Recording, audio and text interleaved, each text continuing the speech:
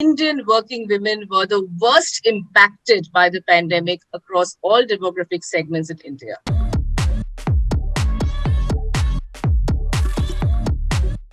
I am Madhura Dasgupta Sinha.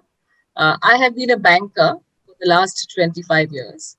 I have worked with Relays Bank, with Standard Chartered, and with IDFC, where I've held several leadership positions. And 1 year back, on the 8th of March last year, I launched Aspire for Her, a very unique community platform for women to enter and stay in the workforce.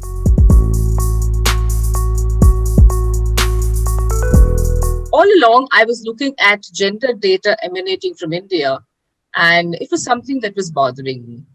I saw that India's position in the Global Gender Gap Index in terms of economic participation was dropping every year.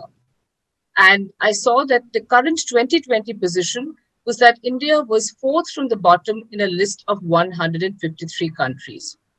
I also saw the workforce participation rate of women, and that's been a steady decline since 2005. And the pandemic actually hit a sharp blow to this metric, and we are now below 20% of workforce participation at an aggregated level for Indian women. And these were the things that were bothering me. And I decided someone has to do something about it. And that's how Aspire for Her was born. We were looking at the data, and something was changing during the pandemic, is what we felt as we were speaking to the women in our community.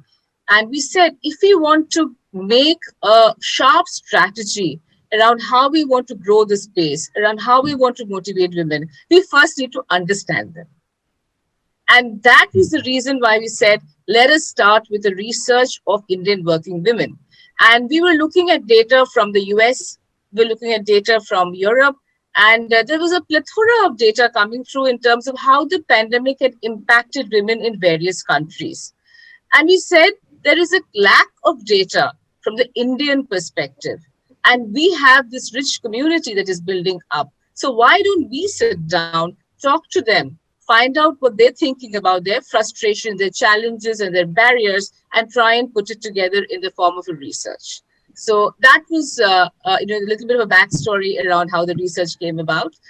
The research is not just a piece of research report for us. It's actually much, much more. It is the cornerstone of our strategy, which we want to use to build the proposition at Aspire for Her, so that we motivate more women to pursue their amazing careers that they should be pursuing.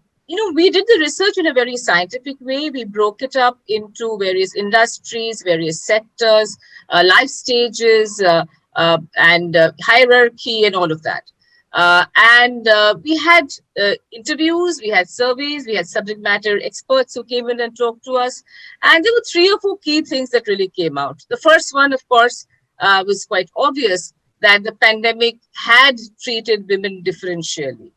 And women bore the brunt of the pandemic. Indian working women were the worst impacted by the pandemic across all demographic segments in India. And that is a reality. Because with added housework, with added responsibilities of childcare and elder care, and having to do everything that work from home also dictated that they do, they were actually burning the candle at both ends.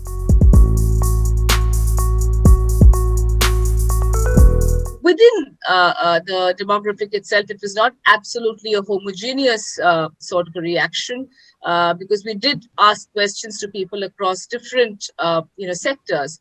And within that, we found that the worst hit was the self-employed women. The self-employed women actually led a fairly lonely and friendless existence, because in India, most of the self-employed women are solopreneurs or nanopreneurs.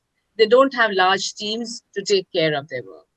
And they realized that they were really up against a wall, because there was just 24 hours in a day. And entrepreneurship itself is a 24/7 journey. So that was the first thing that they realized. They also realized that resources were scarce, and including time, in fact. And even for something as simple as the internet bandwidth, their priorities usually came after the child's schoolwork, the husband's office chores, and they were probably a little lower down in the list.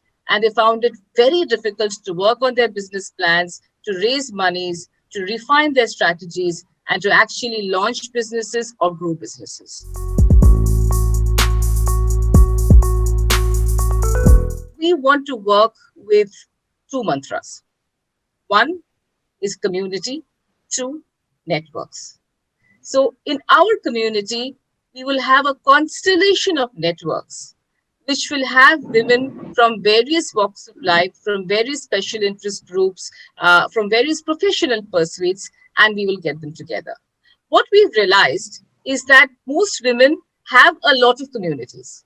They're usually moms groups, they're school groups, they're college groups, but there are no professional women communities where they're able to actually interact with other professional women of the same industry, talk about industry trends, talk about what's happening in the job market, talk about new career prospects, talk about mentorship, talk about coaching. So we said, let's start somewhere. And we started with the Women in Bank Tech community, which is the intersection of banking and technology, which is a very, very, unique sort of an emerging area. We launched that this month. We launched that last month in February, 4th of February, actually. And we got a fabulous feedback. So we said, let us take our findings from the survey and actually take that to the entrepreneurship community as well. So within the next 3 to 4 months, we wish to launch the Women in Entrepreneurship community or Women in Entrepreneurship network on our platform so that we get women entrepreneurs from all stages to come in and be a part of the platform, access our mentoring, sometimes be a mentor and sometimes take mentorship. Look at all our resources. We will provide them resources in terms of finance linkages, marketing linkages, and a safe space to ask silly questions where nobody will judge them. And no, they will not feel that they're lonely anymore because this community will connect with each other and elevate each other and ensure that they're going in the right path and not giving up. Most importantly, not giving up.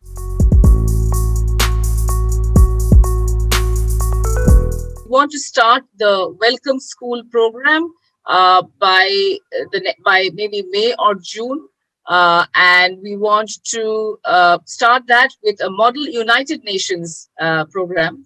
So that schools also get excited about something that they're familiar with, and then slowly take them on the path of our 5-point model.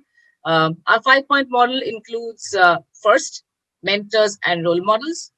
We have, as I said, women CEOs, CXOs, leaders, entrepreneurs, people who have built businesses who do 1:1 mentorship with our community. And this is very powerful because this is not a mother or an aunt or a teacher or a professor. This is someone who's a professional woman who has come to you without any agenda to help your career. And we find fantastic feedback coming out of these sessions. And we like the fact that we're giving access to these young women, to senior experienced women leaders who they normally would not have met in the next 10 to 15 years of their career. The second pillar that we work on is learning opportunities. And these are all career-focused learning opportunities. And these include partners like IBM, VMware. We have a partnership with Cisco and with LinkedIn and with edX. And we offer courses, certifications, validations, and these credentials can be displayed on their CV, on their LinkedIn profiles, everywhere, so that they stand out among a sea of applicants. The third pillar that we work on is something that we call career preview.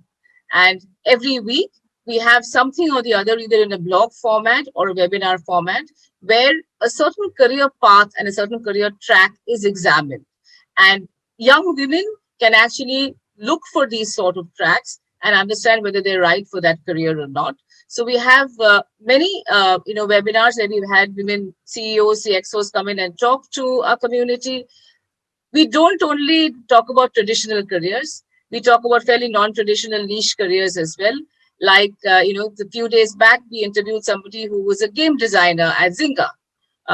Some time back, we interviewed the Theobroma sisters, who have the most successful patisserie, running in our country. So we try to bring in elements of entrepreneurship. We try to bring in elements of new, fresh careers and new options which are opening up. The fourth pillar that we work on is actually the peer community, the connection, the communication, and the platforms so that they have each other. And we are very confident that since this is a community for life, so whenever there is a whether they're at crossroads, when they have to choose between the professional journey and the personal path, this community will always send the message to them, never ever give up.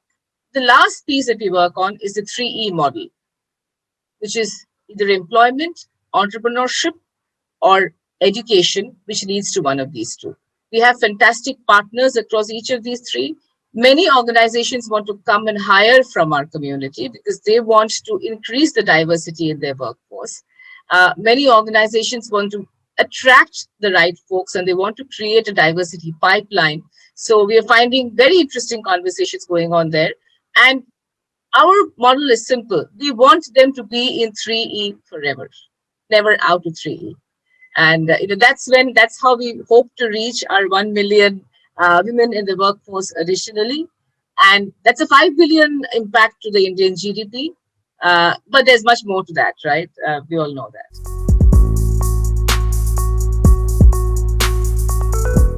We started with a young college women community, 18 to 25. Because we said this is the age that people are most confused and they're looking for answers to their careers. This is also the age that they're intellectually most open to insights and help from others, which is the reason why we chose that community as our first community. And we got a fantastic response. We found young college women coming and joining us and talking about how this community is very, very needed. We also had a lot of women leaders, CEOs, CXOs, social entrepreneurs who came in and said that they wanted to give back. They have always been wanting to, but not having a community to do that and not having a platform. And that's how we got them all together. And we formed what we now call our 5-point mindset change model. Because for financial independence, we realized that changing mindset is the most important component in any education. And that's how we're working at Aspire for Her. Our dream is to touch 1 million women, to get additionally 1 million women in the workforce by 2025. And we want to do this by motivating women to enter and stay in the workforce. We are seriously considering lowering our age to 16. We actually want to start with a bunch of schools who we are already working with in some way, and we want to invite them all onto Aspire for Her. We want to offer them all the elements of our 5-point model.